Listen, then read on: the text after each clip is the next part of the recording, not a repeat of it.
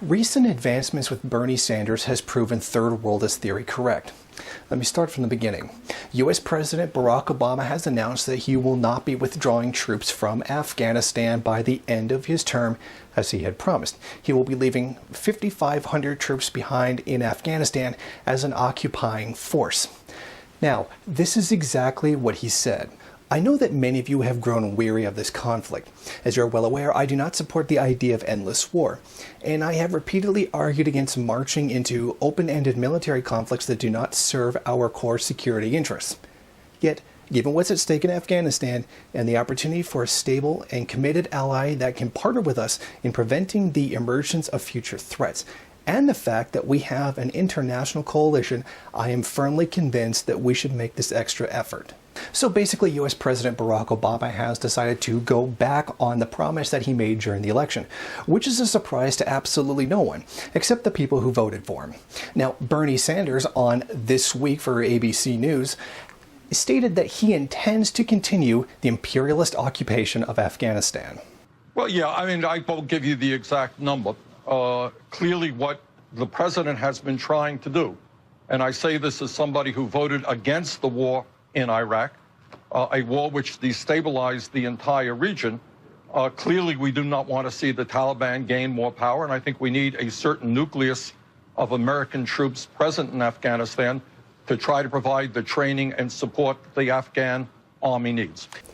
Bernie Sanders has now gone to the absolute extreme to prove third worldist theory correct. He will give first world people all the goodies that they want with no intention of scaling back imperialism. Third worldist theory holds that people will not rebel against their government in the first world because they can be bought off with the spoils of imperialism. That is exactly what we are seeing here. Many groups claim that they can still organize the first world working class to a revolutionary platform and thus carry out a guerrilla war against their own government, a revolutionary war. Yet we very clearly see that the masses of the American people, even the ones who lean to the left, are singularly rejecting having to fight. They care more about their share of the imperialist spoils than they do about the people who are the victims of a system of which they benefit.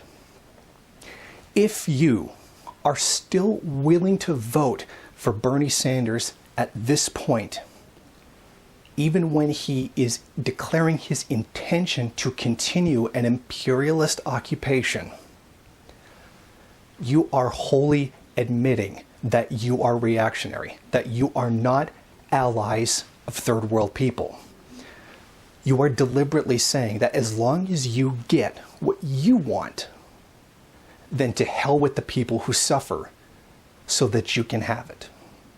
It's right here in front of everyone's face, as plain to see, as bold as all day, the inherent reactionary nature of the so-called first world working class. The masses are intentionally going away from revolution to get what they want, and to hell with the people who will become victims of it, who are continuing to be the victims of it. As much as first worldist groups want to try and claim that they're going to organize and get things together to fight off capitalism in their own country and do a revolution, that's a lie. It's right there, plain as day. The people, the masses of the American people, do not want to do class-based revolution. It is right there before your eyes. First worldist groups are not going to organize anyone. They don't want to, and it's right there. If at this point you still don't see it, then you really only expose your own first worldist class position. It really is in your eyes to hell with the third world people. We're still going to insist and go on and on. The first world people have revolutionary potential, despite the fact they have very clearly shown you the opposite. If you are still willing to vote for Bernie Sanders at this point, you are admitting that you are reactionary and that you are an enemy of the global proletariat. If you like this video and you'd like to see more of them, then head over to my Patreon page and show your support. or you can go to the MRN bookstore and check out some of the latest books available. Don't forget to rate, comment, subscribe, and share on various social media.